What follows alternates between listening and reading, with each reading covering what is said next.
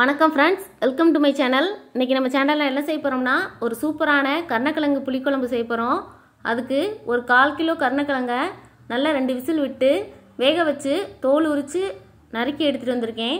இப்போ வாங்க அதுக்கு மசாலா ரெடி பண்ணலாம். ஒரு ஸ்பூன் கடலைப்பருப்பு, ஒரு ஸ்பூன் அரிசி,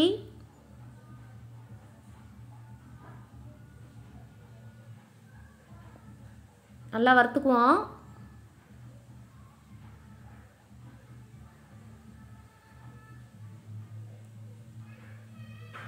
ஒரு 1/2 ஸ்பூன் சீரகம் சேர்த்துக்குவோம்.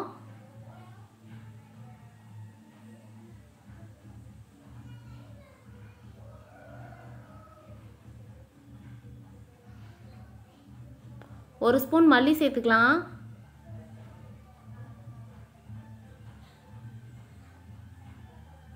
நல்லா வாசமாக வந்துருச்சு, வறுபட்டுருச்சு. இது ஒரு பாத்திரத்தில் மாற்றிக்குவோம்.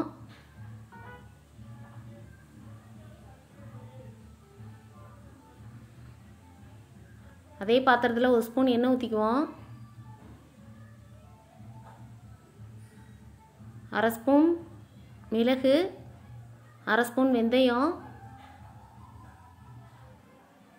ஒரு 1/2 ஸ்பூன் சோம்பு,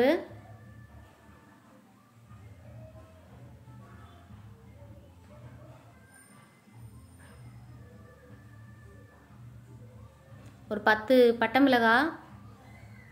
உங்களுக்கு உரப்பு கூட தேவைன்னா கூட சேர்த்துங்க.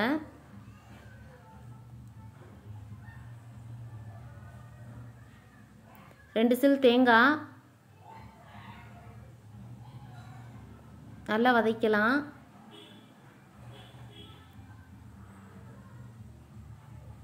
கொஞ்சம் கருவேப்பிலை சேர்த்துக்கலாம்.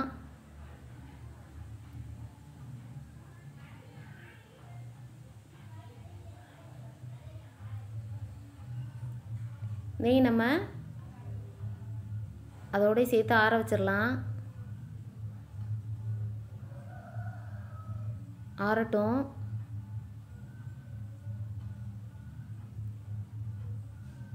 ஒரு பேனில் 4 ஸ்பூன் எண்ணெய் சேர்த்துக்குவோம்.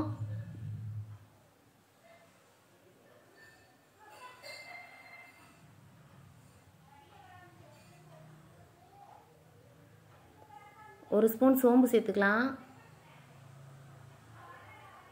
கொஞ்சம் கருவேப்பிலை சேர்த்துக்குவோம். 3 பச்சை மிளகாய் சேர்த்துக்குவோம். பச்சை மிளகாய் வெடிக்கும், அதனால் கீறிட்டு சேர்த்துக்குவோம்.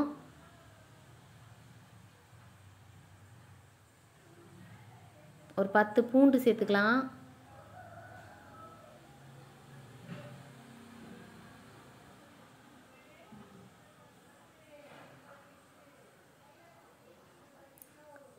ஒரு 2 வெங்காயம் நறுக்கி வச்சுருக்கேன், அதை சேர்த்துக்கிறேன்.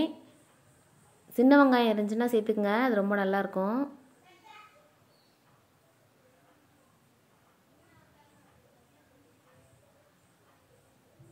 ரெண்டு தக்காளி சேர்த்துருக்கேன், சின்னதாக சேர்த்துக்குங்க.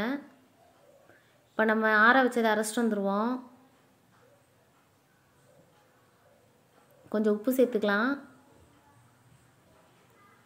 ஒரு 1/2 ஸ்பூன் மஞ்சள் பொடியும் சேர்த்துக்குவோம்.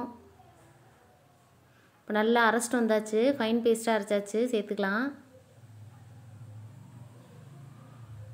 இந்த மசாலாவையும் அதோடய சேர்த்து கொஞ்சம் வதக்கிடுவோம். அதோட கொஞ்சம் தண்ணியும் ஊற்றிக்கலாம். ஒரு எலுமிச்சம்பழம் அளவு புளியை நல்லா ஊற வச்சு கரைச்சி எடுத்துக்குவோம். அதையும் அதோடய சேர்த்துக்குவோம். உப்பு போதுமானு பார்த்துக்கலாம். பார்த்து மூடி போட்டு ஒரு 5 நிமிஷம் நல்லா கொதிக்கட்டும். அப்புறம் நம்ம கருணக்கிழங்கை சேர்த்துக்குவோம்.